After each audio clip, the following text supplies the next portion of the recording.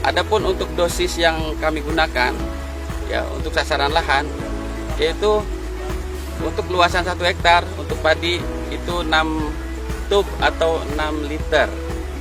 Nah, untuk penggunaannya kita akan seperti tadi disaksikan ada 2 petani, dan untuk luasan ini bisa menghabiskan sampai 10 tangki.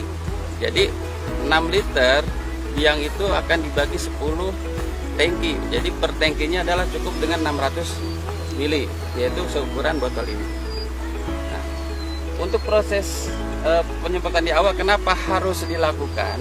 Karena pada umumnya petani ini seringkali di awal itu tidak dilakukan pemupukan.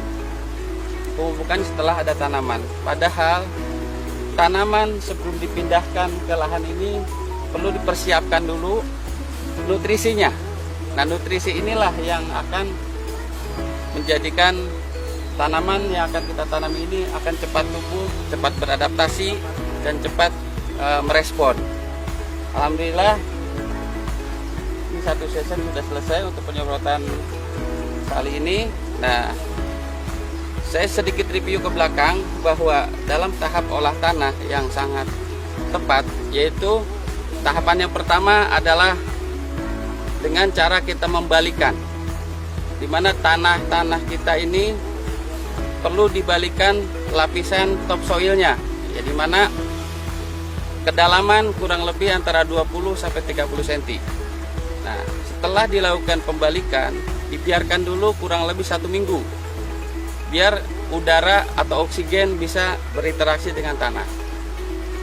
Setelah itu baru dilakukan penggemburan atau pencacahan dari tanah tersebut sehingga menjadi gembur, dan biarkan kurang lebih 1 minggu juga, di mana posisinya tetap masih dalam tidak tergenang. Dan terakhir yang ketiga yaitu dengan penambahan bahan organik. Nah, ini tanah ini kebetulan sudah dilakukan pemberian bahan organik di minggu ketiganya. Dan ini sangat penting bahan organik ini karena eco farming ini mengandung bakteri-bakteri yang diantaranya adalah bakteri pengurai bahan organik. Nah, bahan organik ini sebagai nutrisi yang alami yang nantinya akan diproses ulang oleh bakteri-bakteri yang ada dalam eco farming ini.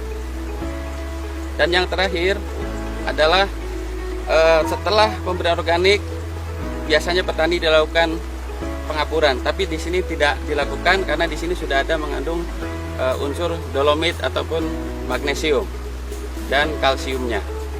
Dan terakhir adalah setelah kita lakukan bahan organik, yaitu dengan sistem kita pelumpuran, dan pelumpuran ini sampai kurang lebih 1 minggu, dan 1 minggu kemudian kita biarkan air itu dikeluarkan atau dialirkan sehingga tanah itu akan keluar bunga-bunga cacing yang seperti kita saksikan bersama. Nah, bunga cacing ini menunjukkan bahwa tanah ini sudah siap untuk ditanami. Oke, itu saja barangkali berkaitan dengan tata cara pengolahan tanah yang baik atau yang sempurna, di mana olah tanah ini sangat menentukan kedepannya berkaitan dengan tanaman yang akan tumbuh di atasnya. Tentunya di sini selain olah tanah, pemberian pupuk dasar itu juga lebih penting. Pupuk dasar dengan menggunakan eco farming ini, insya Allah secara bertahap, selain pH itu menjadi normal, juga tanah akan menjadi subur. Untuk aplikasi tahap kedua, di mana aplikasi tahap kedua ini posisi tanaman sudah berumur 14 hari. Seperti biasa tadi sudah diterangkan bahwa eco farming ini ada beberapa tahapan. Tahap yang pertama untuk sasaran tanah, dan tahap kedua adalah untuk tanaman. Sasaran untuk tanaman itu dibagi menjadi 4.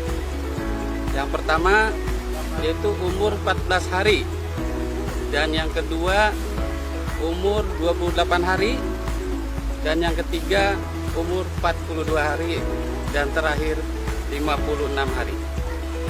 Kali ini kita lihat tanaman ini sudah berumur 14 hari. Jadi pada saat ini saat yang tepat untuk dilakukan penyemprotan eco farming.